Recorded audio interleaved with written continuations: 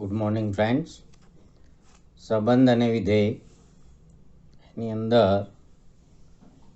આપણે આગળ ક્રમયુક્ત જોડ એ ક્રોસ બી એટલે માત્ર એ અને બી બે જ ઘટકો જ્યારે આપણે પેરમાં લખીએ છીએ એને ક્રમયુક્ત જોડ કહીએ છીએ. પ્રથમ ઘટક પહેલા ગણમાં હોય, બીજો ઘટક બીજા ગણમાં હોય.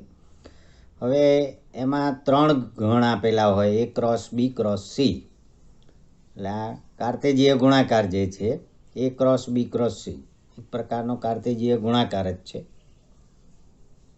કાર્તેજીય ગુણાકાર ગઈકાલે આપણે એ ક્રોસ બી જોયું હતું. આમાં એક વધારો છે, એ ક્રોસ બી ક્રોસ સી. તો ત્રણ ઘટકો લખવાના છે, એ બી સી. બરાબર. પેલી જો પેર એટલે કે જોડ કહીએ તો આમાં તોડ તો ના કહેવાય, એટલે ત્રિપુટી કહીએ, ત્રય કહેવાય. એ બી અને સી ત્રણ ઘટકો પેરમાં આ રીતે લખવાના છે. બરાબર. એટલે સમતલ જો દોરીએ તો એક્સ વાય ઝેડ એમ એક્સ વાય ઝેડ સમતલમાં આવે, પેલું એક્સ વાય સમતલમાં આવે, R2 સમતલમાં, અને R3 સમતલમાં આવે. A belongs to A, B belongs to B, C belongs to C. પહેલો ઘટક પહેલા જ ગણમાં હોય, બીજો ઘટક બીજા જ ગણમાં હોય, ત્રીજો ઘટક ત્રીજા જ ગણમાં હોય. એ રીતે લખવામાં આવે. અને આવા તમામ ઘટકો પૈકી આપણે આ એક ઘટક બતાવ્યો છે, બરાબર, એને આપણે ટ્રિપલેટ બરાબર અથવા ટ્રુપલ કહીશું. કાર્તેજીય ગુણાકાર. ઉદાહરણ લઈએ. દાખલા તરીકે A equal to 1, B equal to 2 અને સી ઇક્વલ ટુ 1, 2. તો આપણને ખબર છે કે એના સભ્યો 1 છે. હવે number in A cross B cross C equal to number in A into number in B into number in C equal to 1 into 1 into 2. એટલે જવાબ 2 આવશે. તો આપણે જોઈ લઈએ કે એ ક્રોસ બી ક્રોસ સી એને આપણે કઈ રીતે ગણીએ છીએ. તો એ ના ઘટકો, પછી બીના ઘટકો, પછી ક્રોસ કરીને સીના ઘટકો ઇક્વલ ટુ 1, 2, 1 પહેલો ઘટક અને 1, 2, 2 બીજો ઘટક. આ થઈ ગયું એ ક્રોસ બી ક્રોસ સી. આપણે નક્કી હતું કે બે જ ઘટકો આવવાના છે અને આપણને બે ઘટકો મળે છે. એટલે આ જે પ્રશ્નો છે એ સ્વાધ્યાયમાં તમને ન મળે, ઉદાહરણમાંય નથી. એ કોણ? તો આપણે આજે એક્સ્ટ્રા ક્લાસ ચાલે છે એમાં આપણે આ કહી શકીએ કે આ રીતનું હોઈ શકે. પ્રશ્ન જે MCQ ટાઈપનો પ્રશ્ન હોય એ કેવો હોય? તો કે number in A equal to 2, number in B equal to 3 અને number in C equal to 2. તો number in A cross B બરાબર ખાલી જગ્યા comma number in B cross C બરાબર ખાલી જગ્યા અને number in A cross B cross C બરાબર ખાલી જગ્યા. તો આ પ્રકારના MCQ ટાઈપના પ્રશ્નો હોય જે આપણને ન જોવા મળે, અચાનક આવે. તો આપણે ભૂલી નહીં થઈ જવાનું કે એ ક્રોસ બીમાં કેટલા સભ્યો આવશે? તો એને ગુણ્યા NB એટલે 3 દુ 6. બી ક્રોસ સીમાં કેટલા સભ્યો આવશે? તો NB ગુણ્યા NC એટલે 3 દુ 6. હવે એ ક્રોસ બી ક્રોસ સીમાં કેટલા સભ્યો આવશે? તો કે NA ગુણ્યા NB ગુણ્યા NC એટલે 3 દુ 6 દુ 12, 12. હજી કેટલી ખાલી જગ્યાઓ આમાં બની શકે છે? તો કે N બી ક્રોસ બી બરાબર ખાલી જગ્યા. તો NB ગુણ્યા NB અથવા 3 નો વર્ગ 9. બરાબર. આ રીતે ઘણા બધા પ્રશ્નો આવી શકે.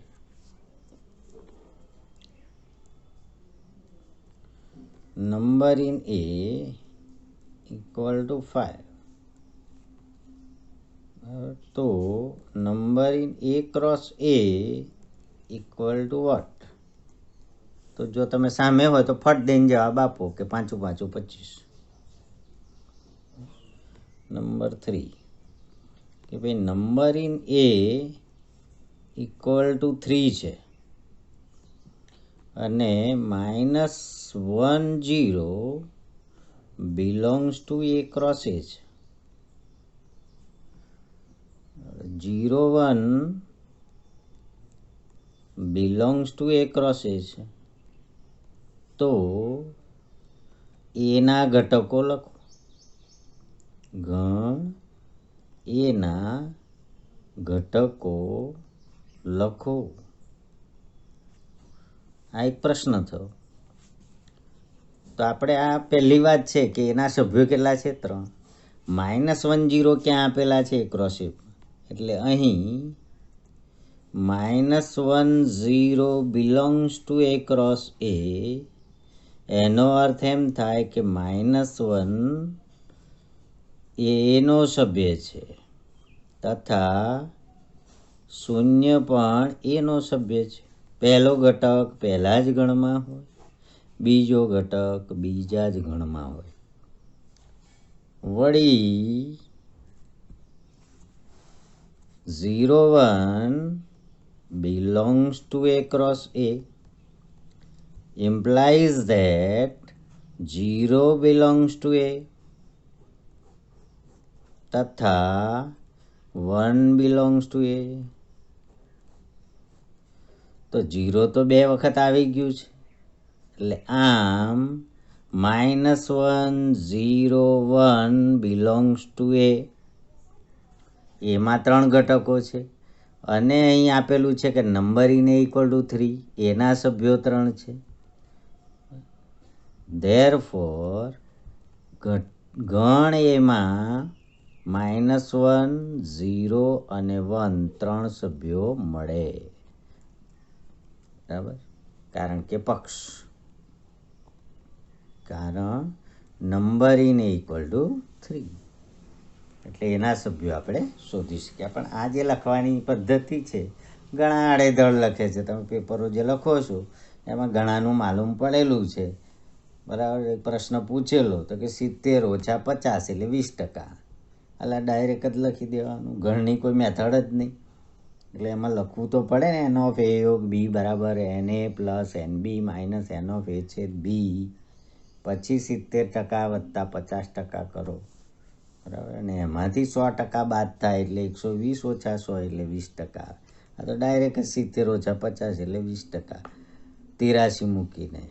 બરાબર? એટલે એ જે કોઈ વિદ્યાર્થી મિત્ર એ લખ્યું છે ખોટું છે. એ રીતના ચાલે.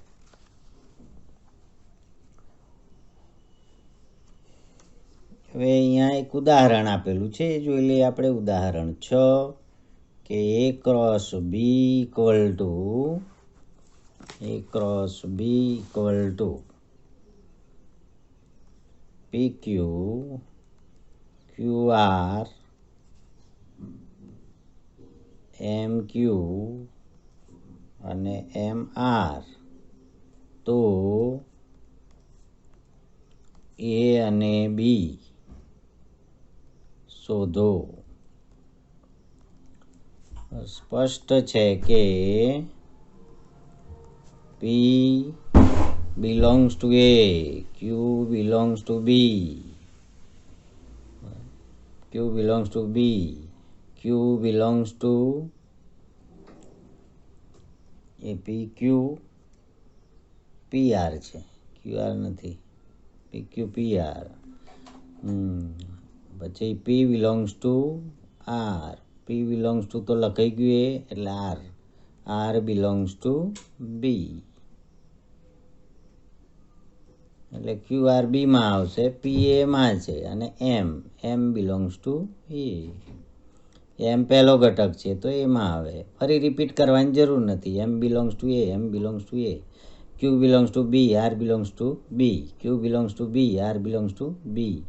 માટે બીમાં 2 ઘટકો છે ને એમાં 2 ઘટકો છે. માટે A બરાબર PM અને B બરાબર QR. હવે આપણે જોઈએ કે ક્રોસ B લખવું હોય તો PQ લખાય, PR લખાય, PQ લખાય, PR લખાય, MQ લખાય, MR લખાય, MQ લખાય, MR લખાય. વાત સાચી છે. આ રીતે ઉદાહરણ 6 કહી શકાય. એક એક્ઝામ્પલ આપેલો છે, જોઈ લઈએ આપણે. એક્ઝામ્પલ નંબર 3 2.1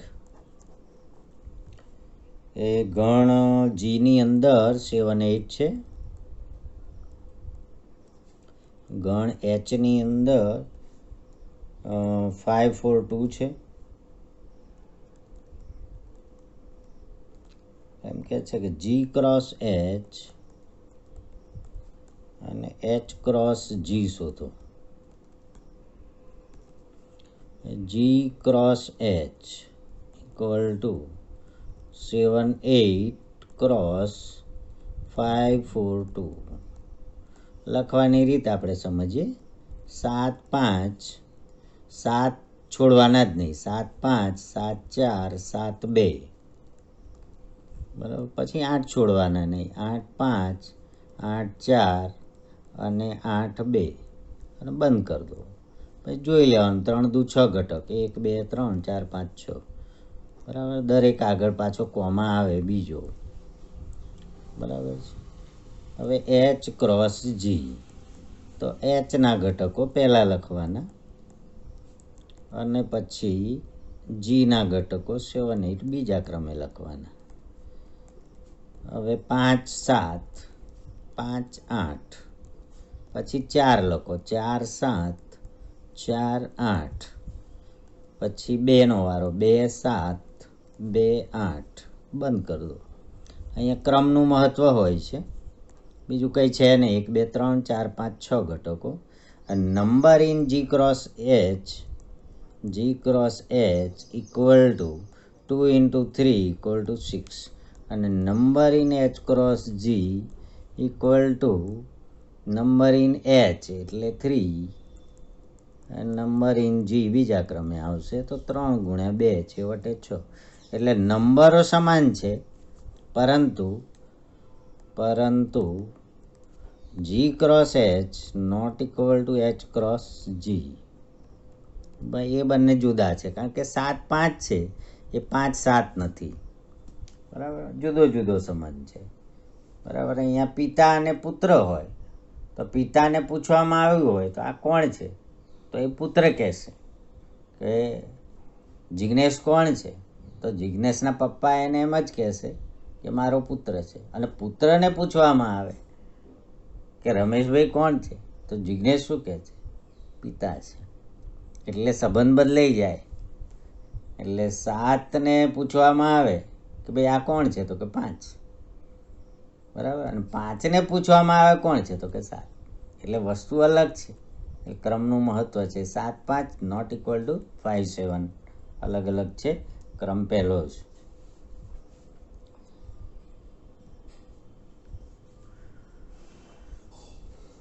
ક્રમયુક્ત જોડમાં એ મહત્ત્વનું છે. એ ક્રોસ એ હોય અને સેમ ઘટકો હોય તો કદાચ એવું સંભવિત છે, બરાબર. એ ક્રોસ એમાં એ ઘટકો સમાન હોય, કોઈ પણ લખો એમાં સરખું જ આવવાનું છે.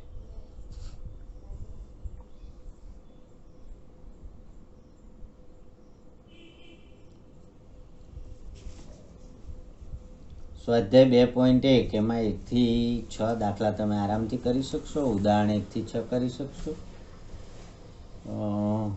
દાખલો 7 જોઈએ આપણે. એ ક્રોસ બી એ કેટલા ઉપગુણો થશે?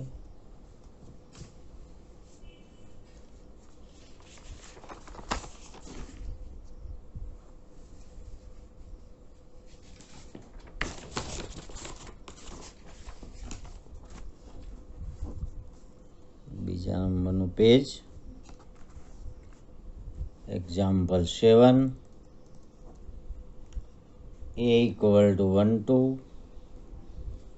B equal to 1 2 3 4, C equal to 5 6, D equal to 5 6 7 8. તો નીચેના પરિણામો ચકાસો. તો પહેલું પરિણામ છે A ક્રોસ B છેદ C equal to A cross B છેદ A ક્રોસ C. ચાલો પહેલું A ક્રોસ બી છેદ સી, A ક્રોસ બી છેદ સી ઇક્વલ ટુ એના ઘટકો 1 2 ક્રોસ બી છેદ સી, બી છેદ સી, તો એમાં 5 6 તે તો ખાલી ગણ છે.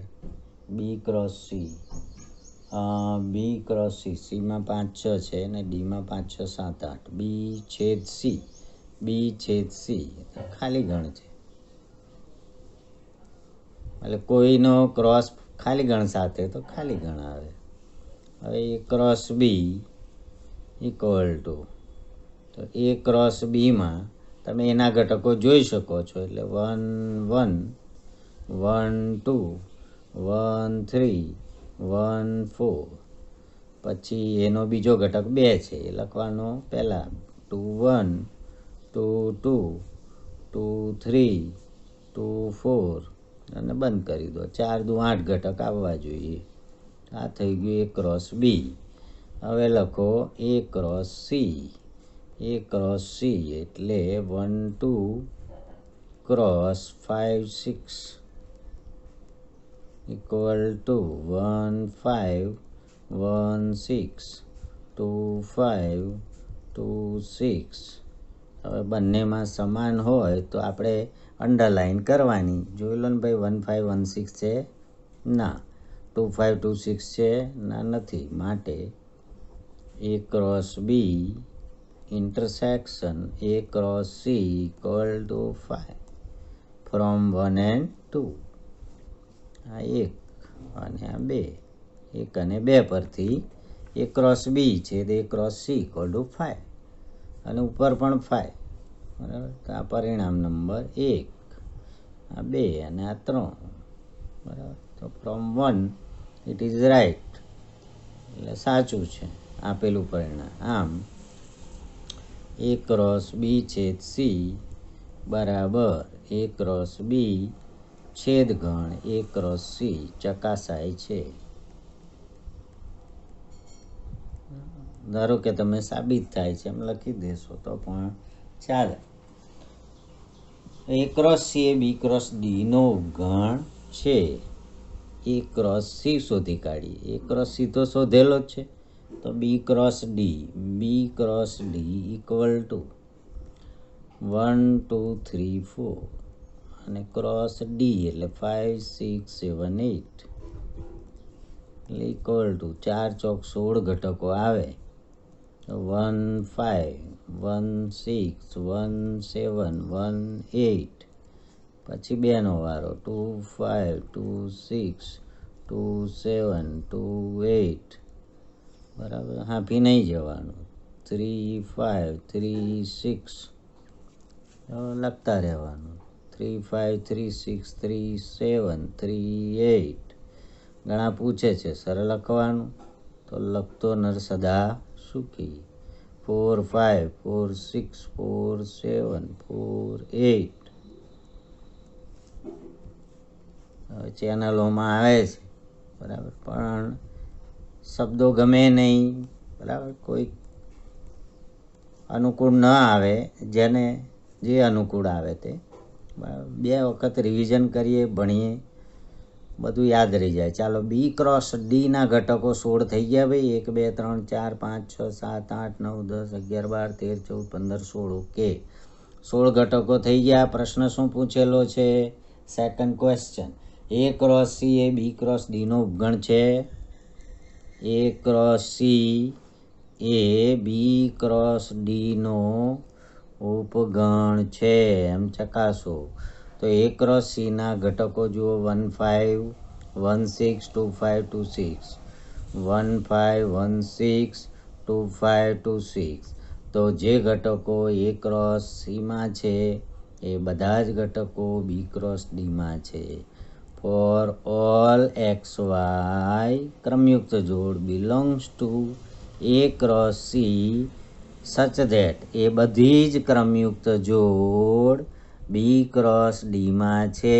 ફોર ઓલ બધી જ ક્રમયુક્ત જોડ જે ક્રોસ સીમાં છે એ તમામ બી ક્રોસ ડીમાં છે. Therefore we can say that A cross C is a subset of B cross D. આ રીતે આપણે એ ક્રોસ સી એ બી ક્રોસ ડીનો ઉપગણ છે એમ કહી શકીએ.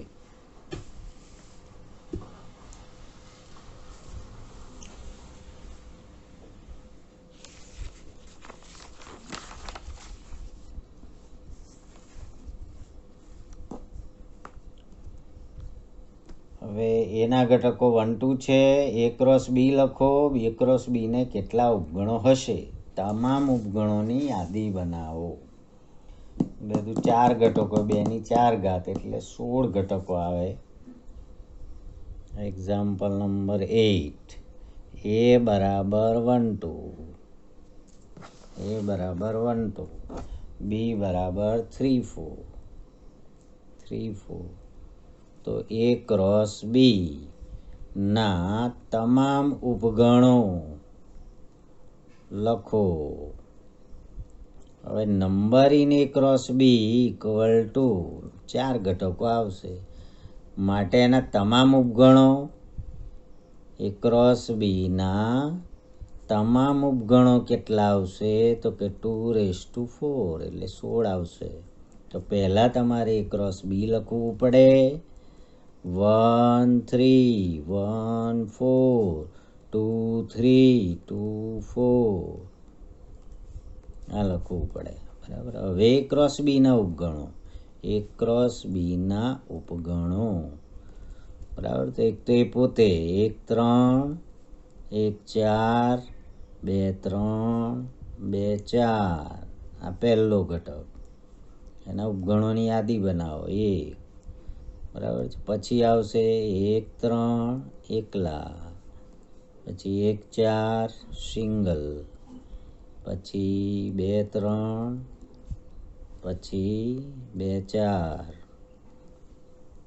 બરાબર. પછી આવશે ડબલ ડબલ 1 3 1 4.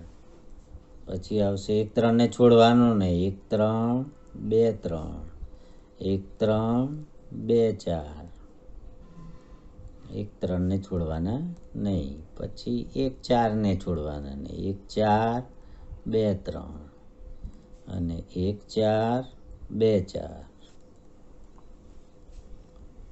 એ રીતે 2 3 નો વારો. 2 3 2 4.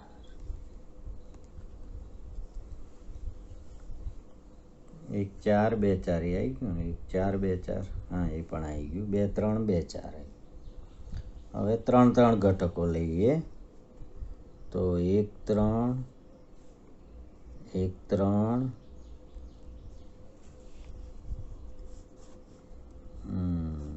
1 3 1 4 2 3, 1 3 1 4 2 3, 3 3 ઘટક લઈએ. 1 3 2 3 2 4. પછી 1 3 1 4 એ ભૂલ છે. 1 3 1 4 પછી 2 4 લઈ લેવાનું. 1 3 1 4 પહેલાં લેવાના, 2 3 લઈ લેવાનું. 1 3 1 4 2 4 લઈ લેવાનું. પછી 1 3 2 3 2 4 લઈ લેવાનું. હવે આવશે 1 4 2 3 અને 2 4. 1 4 2 3 અને 2 4. હવે ગણતરી કરી લેવાની. એક પહેલો એ પોતે, પછી સિંગલ 4 આવશે એટલે 1 2 3 4 5 6 7 8 9 10 11 12 13 14 15 ને 16. વેરી ગુડ, લખાઈ ગયા. તો એ ક્રોસ બીના તમામ ઉપગણો. આગળ જતાં આપણે આ જ ઉપગણોને એથી બી પરનો સંબંધ કહીશું. જેમ આપણે પિતા અને પુત્ર એમ લખીએ છીએ. પિતા કોમા પુત્ર તો બે વચ્ચેનો સંબંધ છે. પુત્ર અને પુત્રી તો પિતાના બે, પિતા પુત્ર અને પુત્રી તો કે આ પિતાને બે સંતાનો છે, એક છોકરો અને એક છોકરી. એક સંબંધ થયો તો એ ત્રિપુટી થઈ. અને પેલું પિતા અને પુત્ર તો એ જોડ થઈ. બરાબર. એટલે પહેલાં ક્રમયુક્ત જોડ ખબર પડે, પછી સંબંધની વાત આવે. એટલે એ ક્રોસ બીના તમામ ઉપગણો આમાં આ દાખલામાં લખાવ્યા છે આપણને. બીજો એક દાખલો છે કે ભાઈ નંબરિંગ એ 3 છે, નંબરિંગ બી 2 છે. એવા બે ગણો એ અને બી હોય તો ભિન્ન ઘટકો એક્સ વાય ઝેડ માટે x1 y2 z1 a cross બીના ઘટકો હોય તો એ અને બી શોધો. તો x1 y2 અને z1 belongs to A cross B, તો એ અને બીના ઘટકો શોધો. તો સ્વાભાવિક છે કે X Y Z belongs to A અને 1 2 બિલોંગ્સ ટુ બી, બરાબર. અને બીના 2 સભ્યો છે અને એના 3 સભ્યો છે, માટે એ પાસે કેટલા છે? પ્રથમ ઘટક X Y Z belongs to A આવે, દ્વિતીય ઘટક 1 2 1 બિલોંગ્સ ટુ બી આવે. તો 1 2 1 1 ફરી ક્યાં લખવાની જરૂર છે? 1 અને 2 એ બીમાં આવશે અને એની અંદર એક્સ વાય અને ઝેડ આવશે. અને પ્રથમ ઘટક હોય એ બધો એમાં આવે, દ્વિતીય ઘટક બીમાં આવે. તો બીમાં 2 ઘટકો 1 2 થાય, એમાં 3 ઘટકો એક્સ વાય ઝેડ થાય. એ રીતે આપણે 9મો એક્ઝામ્પલ કરી શકીએ. 10મામાં -1 0 0 1 આપેલું છે, એના ઘટકો શોધો. તો આપણે -1 0 1 શોધેલા છે, બરાબર. 10મો દાખલો પણ ઇઝી છે કે number in A cross A equal two 9 આપેલા છે, માટે number in A equal to 3 થશે. એ આપણે જાણીએ છીએ 9 હોય નંબર ઇન એ ક્રોસ એ, તો નંબર ઇન એનો વર્ગ બરાબર 3નો વર્ગ, માટે એના સભ્યો કેટલા થશે? 3. અને એ પાસે જે ઘટકો છે -1 0 અને 0 1 એ આગળ ગણાવેલો છે મેં આવતામાં જ શરૂઆતમાં, બરાબર. એટલે 10મો દાખલો તમે કરી શકશો હોમવર્કમાં. બાકીનું હોમવર્ક એટલે 2.1 ઉદાહરણ સાથે હોમવર્ક. એ બોલું છું, લખતો નથી. Thank you.